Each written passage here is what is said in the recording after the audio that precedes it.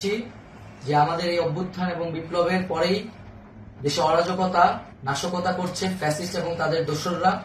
আমরা দেখতে পাচ্ছি যে বিভিন্ন জায়গায় এখন গোলাগুলি চলছে, মন্দিরে হামলা হচ্ছে এবং নাশকতা ও লুটপাট করছে। আমরা মনে করি আমাদের যে ছাত্র নাগরিকদের অভ্যুত্থান তাকে নস্যাৎ করার জন্যই পরিকল্পিতভাবে এই ধরনের ঘটনা হচ্ছে।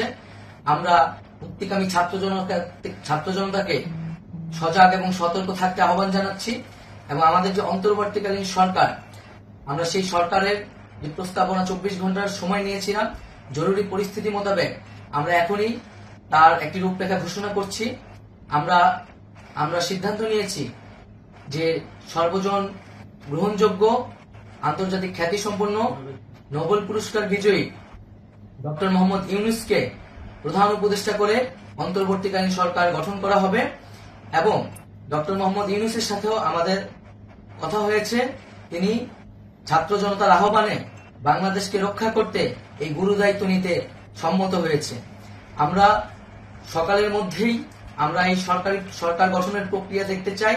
রাষ্ট্রপতির কাছে আহ্বান থাকবে যে দ্রুত সময়ের মধ্যে ডক্টর মোহাম্মদ ইউনূসকে প্রধান উপদেষ্টা করে অন্তর্বর্তীকালীন সরকার গঠন করা হোক এবং এই অন্তর্বর্তীকালীন সরকারের বাকি সদস্যদের নামও আমরা সকালের মধ্যে ঘোষণা করব।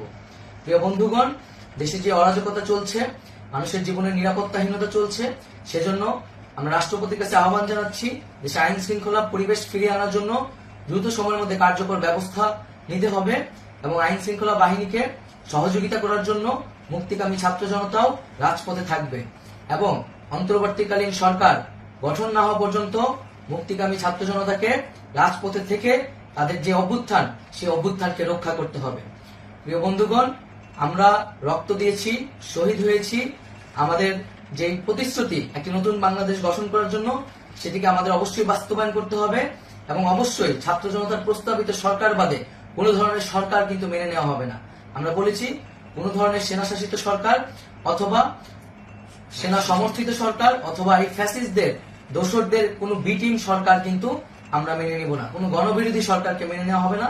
ছাত্র জনতার অভ্যুত্থানকারী যে প্রস্তাবিত সরকার, অন্তর্বর্তীকালীন সরকার, যেটা আমরা সিদ্ধান্ত উপনীত হয়েছি ডক্টর মোহাম্মদ ইউনূসকে প্রধান উপদেষ্টা করে এই সরকার গঠন করা হবে, সেই সরকারকেই বাস্তবায়ন করতে হবে অবিলম্বে। আগামীকাল সকাল থেকে সকলকে আহ্বান জানাচ্ছি রাজপথে থাকার জন্য এবং আমাদের যে সাম্প্রদায়িক সম্প্রীতি এবং রাষ্ট্রীয় সম্পদ রক্ষা কমিটির ঘোষণা হয়েছে বৈষম্যবিরোধী ছাত্র আন্দোলনের নেতৃত্বে, সকল পাড়ায় পাড়ায় এলাকায় এলাকায় সেই কমিটি পাহারায় থাকবে। আমাদের সংখ্যালঘু কমিউনিটিকে আমাদের রক্ষা করতে হবে, রাষ্ট্রীয় সম্পদ এবং এই দেশকে রক্ষা করতে হবে আমাদের। Now, dozens of people have been injured by violence at student protests in Bangladesh.